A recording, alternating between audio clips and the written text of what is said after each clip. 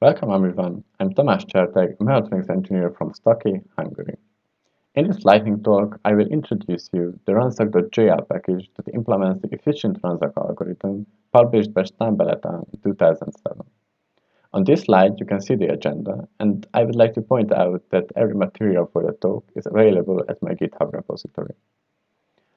So the topic that we are dealing with today is digital shape reconstruction. The process looks something like the following. We have an object that we would like to reconstruct a digital model for. We take measurements with an appropriate device, which usually returns a mesh or a point cloud. These are already digital representations, but we would like to get a higher level of understanding of the structure or the function of the object. One way to achieve this is to recognize simple primitives such as planes, spheres, in the point cloud. This method encapsulates the segmentation and the classification steps in one stage. The Efficient RANSAC algorithm is a perfect choice for this task. Its input is a point cloud with associated surface normals, and its output is a list of primitive shapes and corresponding vertices from the point cloud. It is common in the above listed primitives that they can be fully defined by 3-point normal pairs. So our iterative algorithm looks like the following. In every iteration, we sample 3-point normal pairs and try to fit all the shapes to them. We discard the invalid candidates and keep the valid ones. We rank the candidates based on a score that counts the compatible points. Compatibility means here that the point is approximated by the given shape with a threshold. We continually evaluate the scores and extract the best one if the probability that no better candidate is in the list is high enough. In the extraction step, there's a refit step to suppress present noise. We keep iterating until we can conclude that with the given probability, no more shapes can be found in the point cloud. Let's take a look at how this looks in Julia. First of all, we need a mesh that we can load with mesh.io.jl. The RANSAC visualizer.jl package has a couple of convenience functions to plot the inputs and the outputs with market.jl. Here you can see the vertices and the normals. Then we construct a RANSAC cloud that wraps the point cloud and also stores a couple of variables that are needed for the iteration. We also construct the parameters and change those that we wish. Then we execute the algorithm. In this example, we got 24 shapes that could be extracted, as you can see on the slide. With the RANSAC visualizer.jl, we can visualize the result. Here, the shapes are plotted by coloring by their type. Or we can also save the result to JSON strings if we would like to save or further process them. In the second half of the talk, I would like to show how to extend the list of the primitives.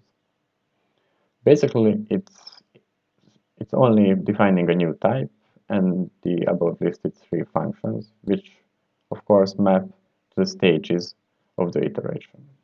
One must also define the default shape parameters function to supply the parameters needed for the iteration. I would like to detail the parameters a bit more because, as in any scientific computing task, we need parameters to fine-tune our algorithm. My first choice for this purpose was the parameters.jl package, but I couldn't find a way how to extend the list of parameters if a new primitive is added. Therefore, I went to a named tuple-based solution. Here you can see that the RANSAC parameters function returns a name tuple. We can, just like in parameters.jl, we can construct a new set of parameters with the previous one, but with overriding certain ones. Here, for example, we override the detection probability. Unlike parameters.jl, we can add new parameters as well. Here we added the new shape name tuple to our parameter list for a new shape that we defined. For convenience, the unpack macro automatically works for name tuples, so it's convenient to use them. But why do we want to extend the list of the primitives that we can use? Because then we can run scientific experiments.